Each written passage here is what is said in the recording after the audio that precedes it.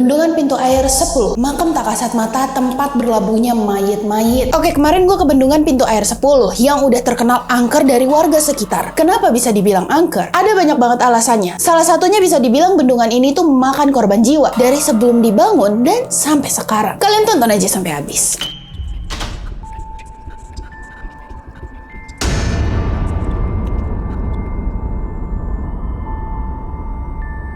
Kembali lagi di Gusur, di mana kita menggusur tempat-tempat mistis bersama Ginaeros atau biasa dipanggil Geros. Bendungan pintu air 10 ini terletak di kota Tangerang, Banten, berhadapan langsung dengan Sungai Cisadane dan juga mengatur aliran Sungai Cisadane, guys. Bendungan pintu air 10 ini dibangun oleh Belanda sebagai bentuk politik balas budi untuk para pribumi di tahun 1927. Nah, selama 5 tahun pembangunan, tentu saja pribumi yang dipekerjakan masih kita bisa sebut sebagai kerja rodi ya, karena pribumi ini tidak banyak dibayar dan berujung kelaparan dan kecapean meninggal di tempat, guys, selama bekerja. Dan lebih parahnya lagi, pekerja-pekerja yang meninggal ini rumor katanya itu dikubur di dasar bendungan ini, guys. Nah, selama 5 tahun pembangunan mulai digunakan di tahun 1932. Fungsi awalnya ini untuk mengairi 4.000 hektar sawah saat itu, guys. Seperti namanya nih ya, di bendungan ini emang punya 10 buah pintu air dengan lebar 10 meter dan tinggi 10 meter. Pokoknya serba 10 ya. Nah, dengan tinggi 110 meter dari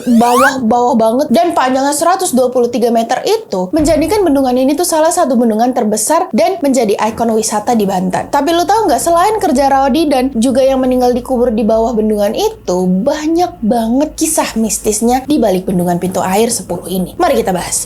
Nah, hal mistis pertama ini sebelum bendungan ini dibangun. Di sekitar bendungan ini tuh ada yang bisa disebut Cekgo atau orang Indonesia nyebutnya Sanggego, guys. Yang merupakan kuburan di masa-masa penjajahan dulu. Jadi bentukannya tuh kayak gundukan, kayak gundukan kuburan gitu seperti makam yang banyak banget terlentang di sekitar bendungan ini, guys, sebelum jadi waktu itu. Dan juga ada pohon kelor besar di aliran bendungan itu, guys, tadinya. Nah, pemerintah Belanda saat itu menginstruksikan untuk meratakan makam itu dan pohon kelor itu ditebang. Namanya mereka tidak percaya sama hal yang mistis-mistis ya. Jadi nggak dilakukan ritual pemindahan makam ataupun doa-doa gitu deh. Pengen cepetnya aja gitu. Nah, pohon kelor ini pun udah terkenal sebagai angker gitu, guys. Pohon keramat. Karena warga sekitar aja zaman dulu itu percaya burung yang lewat di atas pohon kelor itu pasti bakal mati, guys, setelah melewati pohon kelor itu. Gila nggak? Nah, apalagi orang yang berusaha untuk nebang pohon itu. Terjadilah seperti itu, guys. Banyak orang-orang yang berusaha untuk nebang pohon ini tuh berujung sakit-sakitan. Dan juga ada beberapa yang meninggal setelah mencoba menebang pohon itu. Gila ya. Nah, kepercayaan warga sekitar ini terhadap pohon kelor besar itu, nah ini semua dikarenakan kepercayaan pohon. Ntar ya, guys, ini anak nih lagi cranky banget. Udah situ. Ya.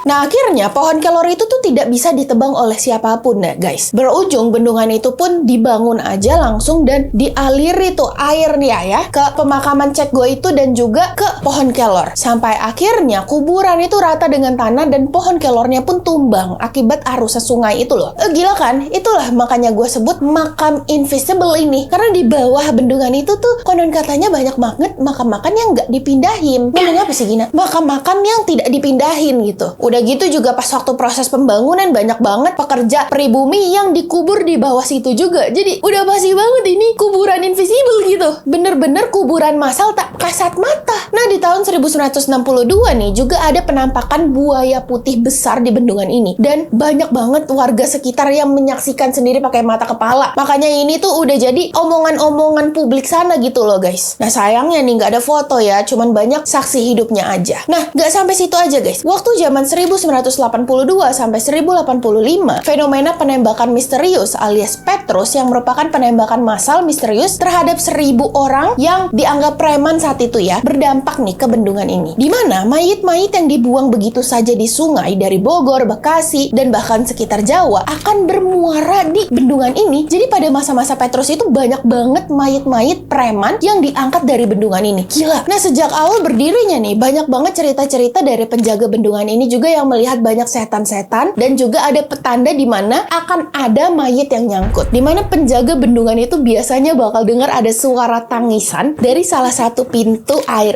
itu sebagai tanda adanya mayit yang nyangkut. Dan emang udah terbukti guys, di tahun 2012 nih ada mayit laki-laki yang nyangkut di sana. Dan bahkan nggak sampai situ doang, di tahun 2023 bulan April lalu itu juga ada mayit yang baru nyangkut di sana, laki-laki juga. Nah, keangkeran bendungan ini tuh nggak cuma dirasakan sama penjaganya, tapi warga sekitar nih. Sampai setiap tahunnya mereka mengadakan ritual doa menangkal keangkeran bendungan pintu air 10 ini dengan cara memotong sapi dan dagingnya itu dibagi-bagi ke warga sekitar guys. Gila ya, merinding banget ya.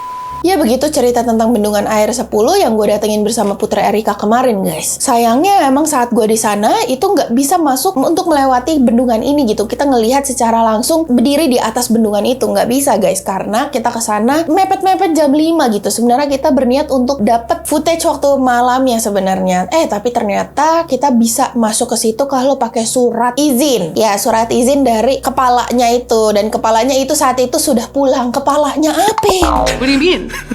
What do you mean? What do you mean?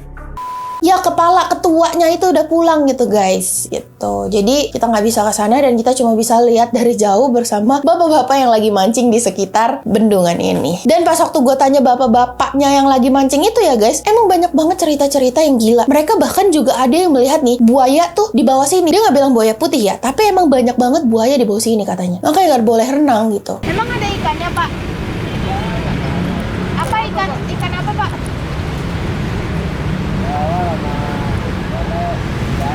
Oh.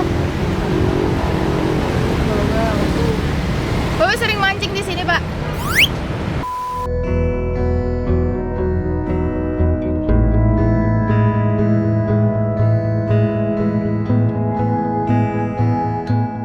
Ya segitu aja guys cerita kali ini, walaupun ini tidak seperti gusur biasanya ya guys, yang dimana kita bener-bener ke tempat-tempat angker. Nih sayangnya kita nggak bisa masuk ke dalam bendungan itu dan tidak bisa mewawancarai langsung orang-orang yang kerja di sana. Ya jadinya seperti ini aja videonya, tapi kalian mungkin bisa belajar ya sejarah bendungan pintu air 10 yang nggak jauh-jauh dari mistis guys. Banyak banget yang mistisnya ini ya. Ya sudah, sampai situ aja ceritanya. Sampai jumpa di video selanjutnya. Bye-bye. Kalian jangan sakit-sakit ya, sehat terus.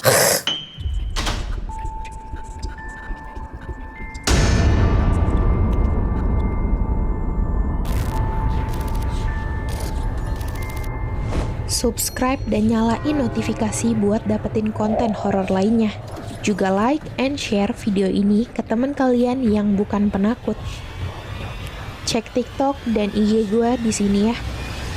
Nggak merinding, nggak seru.